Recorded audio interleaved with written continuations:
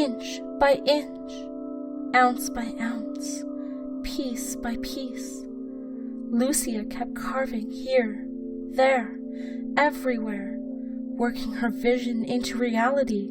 She had to ditch her original plan and come up with this brilliant new one, taking her mold and slowly removing this piece and that, working and kneading the pliable material with her mind, fingers, and tools. The wire at the top ensured it was secured in place.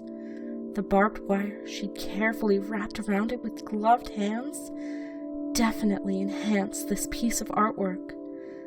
This was her piece de resistance, her comeback to the art world. No way in hell did she want to be reminded of the past work she'd done.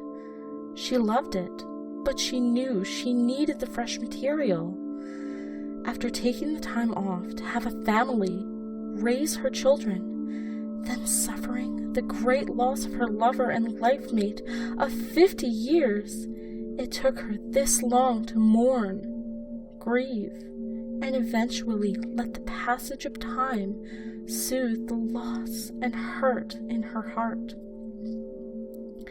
5 years went by, and she lived in solitude, yet unable to step into her art studio, seeing as she is lacking any inspiration-worthy material. Then, out of the blue, she found it. In her. Their whirlwind love affair gave her the strength, support, and love she had with her last lover, and she finally began to climb, claw, and fight her way out of that abyss of despair. Jane became the main support for Lucia. Inspired by her new love, she opened the door on her studio once again, letting her nostrils get flooded by the stale, dank air and smell of old clay laying about. She pulled the sheets from her spinning wheel, her kiln, and her workbench, working tirelessly to reconnect with those in the art world she knew back then, and letting them know she was back brought her such joy. Plus, this time she'd be bringing a new piece in a completely new genre compared to the work she'd done before, thus bringing a new, revived energy to her. They gave her a 3-month time frame in which to get the show together and done. Normally, one of her minor shows took 9 to put together. Her grandest showcase, at the peak of her career, took well over 2 years from beginning to end. Still, she asked to have their original 6-month time crunch cut to 3 to keep her motivated. They reluctantly agreed. So there she was again, working tirelessly, day and night. The entire 2.5 months she worked. A week before the unveiling, she rented a flatbed truck and had it loaded and ready the night before the show. She coated the whole thing in a red and blue glaze, then rolled it into a house-sized kiln. It would take all that time to cool off properly and be ready just in time. Always the showwoman with flair, she finished early, hired a driver to drive it to the gallery, then deliberately kept everything on the hush-hush and down low.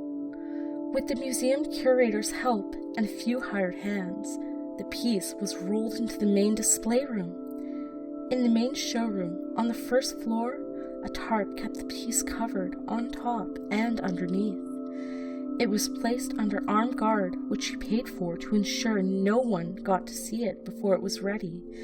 The guards were under strict orders to wait and not let anyone near it until she was there. With the gallery advertising her return, the night turned into a very grand and elegant affair. The tickets for her show sold out in 20 minutes. The patrons of art were most eager to see her latest masterpiece. 9 p.m. on the dot, and it was finally time for the unveiling. Yet Lucia was nowhere to be found. The gallery owners looked a bit panicked, frightfully worried something had happened to Lucia. Everyone present heaved an audibly loud sigh of relief as she strolled in, at 9:10. "Sorry I'm late. I couldn't find my earrings," she said. They laughed it off. Then everyone moved to her sculpture, where the unveiling was done by a popular local radio host personality. And now, the main event, what you've all come here to see, the newest creation by Miss Lucia Borden, with her masterpiece, her piece de resistance, called True and Everlasting Betrayal of Love. Everyone oohed and awed and watched the four corners of the tarp rise on ropes. The gallery lights went dark as the tarp finally lifted completely off her work, before a lone spotlight came on and lit her masterpiece up for all to see. There it was, her piece de resistance. Jaws went slack. Patrons gasped. The piece de resistance was morbid, complete with what appeared to be a skeleton, and upon further examination, it was most disturbing. But that's not what caught the patrons' attention the most. It was the eyes in the desiccated skull, the skin pulled taut around it, the eyes that bore into the observer, causing more than a few to shudder. The chest cavity was cracked open, the front half missing, but the heart remained intact, painted a bright red, complete with blues and reds correlating to the veins and arteries. The anguished look on the face, surreal. One could almost hear the lost scream still stuck in the throat.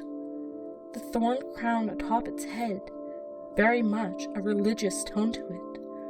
The dripping blood looked unrealistic and scary. The broken fingers showing the torture and angst revealed in the face as possible cause. Ghastly, horrific, traumatizing. These were some of the words coming from the fellow patrons. "Attention, please. Miss Lucia Borden would like a moment to explain her art so you can fully grasp where her mind was while creating it." Lucia climbed the stairs to the podium as a hush fell over the room. Leaning close into the mic, she spoke. "I call this true and everlasting betrayal of love after my last lover. As many of you know, she passed away some time ago. I didn't feel I could ever again do any creative work for the public to appreciate, so I went to her grave, praying hard.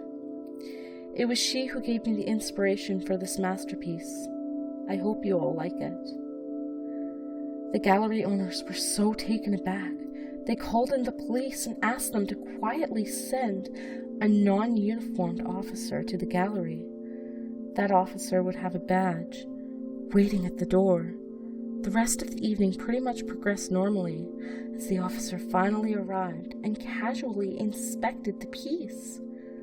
Lucia and the other patrons mingled through the night, and as the evening was coming to an end and she was asked into the gallery owner's office, "Lucia, I'd like you to meet Inspector Markham. He'd like to ask you some questions about your sculpture, if that's okay." "Sure." "Pleasure to meet you, Inspector. What would you like to know?" "That sculpture is very disturbing, and I have to ask, is it a fake body?" he asked. "Oh no, dear Inspector. The reason it is titled True and Everlasting Betrayal of Love is because the body is real. That's my former lover. I dug the lion cunt's body up and made her famous by incorporating it into my work here," Lucia replied, with a big smirk on her face.